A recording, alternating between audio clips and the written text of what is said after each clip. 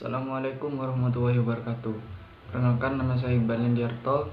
Di sini saya akan menjelaskan tentang pengertian mazhab dan fikih. Mazhab dari bahasa Arab yang artinya jalan yang dilalui dan dilewati, sesuatu yang menjadi tujuan baik konkret maupun abstrak. Sesuatu dikatakan mazhab bagi seseorang itu jika selaras atau jalan tersebut memiliki ciri khas.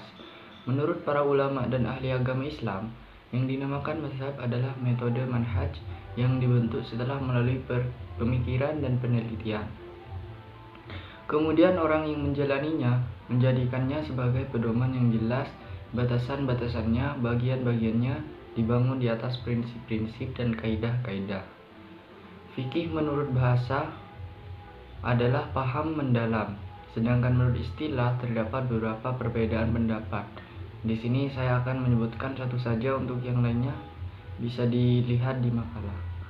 Menurut kebanyakan fuqaha, fikih menurut istilah ialah segala hukum syar'ah yang diambil dari kitab Allah SWT dan sunnah Rasul SAW dengan jalan ijtihad dan istinbat berdasarkan hasil penelitian yang mendalam. Assalamualaikum warahmatullahi wabarakatuh. Perkenalkan, nama saya Ismiatul Aziza, saya dari kelompok 7. Di sini saya akan menjelaskan tentang macam-macam mazhab fikih. Jadi, mazhab fikih ini dibagi menjadi dua, yaitu mazhab Sunni dan mazhab Syiah. Mazhab Sunni ini adalah salah satu firqah terbesar di dalam Islam, dan mazhab Sunni ini dibagi. Yang pertama ada mazhab Maliki. Mazhab ini didirikan oleh Imam Malik dan diikuti oleh sekitar 20% umat muslim di seluruh dunia. Mazhab ini memiliki keunikan dengan menyodorkan tata cara hidup penduduk Madinah sebagai sumber hukum karena Nabi Muhammad hijrah, hidup dan meninggal di sana. Dan kadang-kadang kedudukannya dianggap lebih tinggi dari hadis. Yang kedua, mazhab Syafi'i yang dinisbatkan kepada Imam Syafi'i dan memiliki penganut sekitar 28% muslim di dunia. Yang ketiga, mazhab Hambali yang dimulai oleh para murid Imam Ahmad bin Hanbal. Mazhab ini diikuti oleh sekitar 5% muslim di dunia dan dominan di daerah semenanjung Arab. Dan mazhab ini merupakan mazhab yang saat ini dianut di Arab Saudi. Yang terakhir ada mazhab Hanafi. Mazhab Hanafi ini didirikan oleh Imam Abu Hanifah, dan mazhab ini diikuti oleh sekitar 32% umat muslim di dunia. Dari mazhab Sunni kita beralih ke mazhab Syiah. Jadi mazhab Syiah ini merupakan firqah resmi dari Iran, dan mazhab Syiah ini dibagi lagi menjadi 3, yakni yang pertama ada mazhab Za'fari. Mazhab Za'fari ini dibagi lagi menjadi 2 aliran, yakni aliran Akabari, yaitu ahli hadis yang tidak mau menggunakan rasio, dan aliran Usuli yang melakukan upaya penggalian hukum dengan menggunakan rasio. Sumber mazhab Za'fari ini adalah Al-Quran, hadis, ijma, dan akal. Dan salah satu produk yang dikenal sampai sekarang dari produk mazhab Za'fari adalah nikah mut'ah atau kawin kontrak. Yang kedua ada mazhab Ismailiyah, yakni adalah mazhab dengan jumlah penganut kedua terbesar dalam Islam Syiah.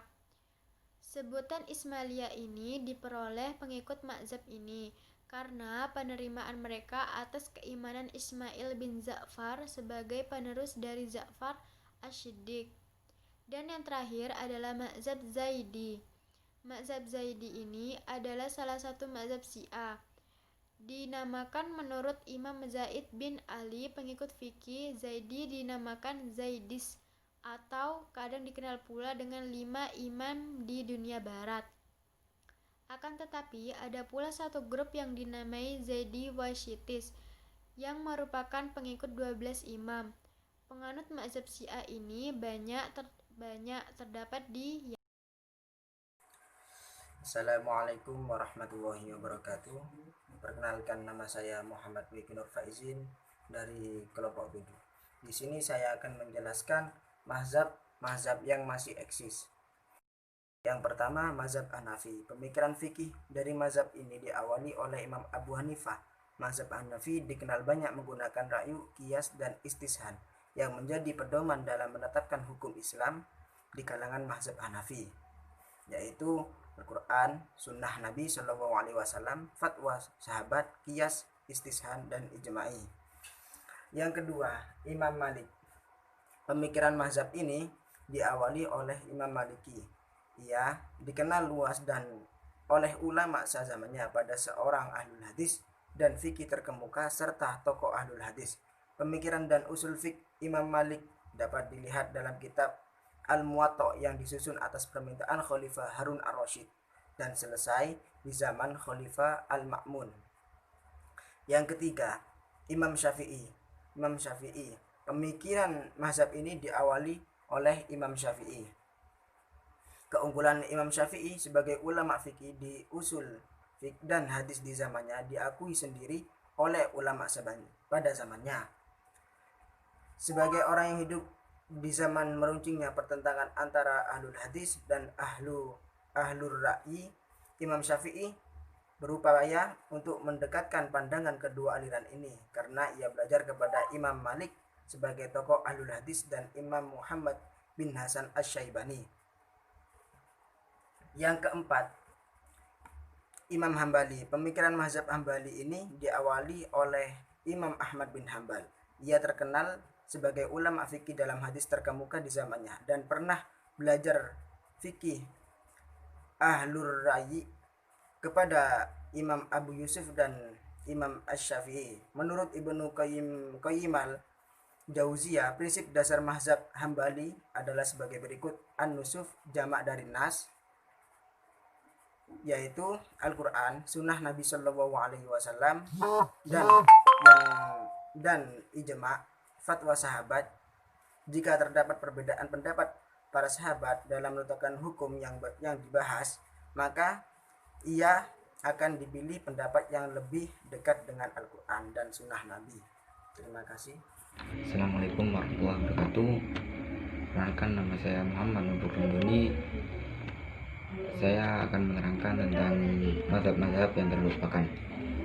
Perlu diketahui bahwasanya mazhab-mazhab fikih yang kita kenal sampai sekarang itu tidak ada deklarasi pendirian atau pendudukannya. Mazhab fikih itu bukan termasuk organisasi atau kelompok massa atau juga bukan partai politik yang ada deklarasi peresmian agar dunia luar itu tahu bahwa ada sekumpulan massa yang terbentuk. Langsung saja, ini dalam literatur sejarah kita menemukan bahwa ada beberapa mazhab fikih yang pernah berkembang, namun akhirnya ia menghilang dan punah. Di antara mazhab-mazhab itu antara lain mazhab Imam Al-Auza'i dari Syam. Mazhab ini banyak diamalkan pada kisaran tahun kedua Hijriah sampai pada abad ketiga Hijriah di negeri Syam.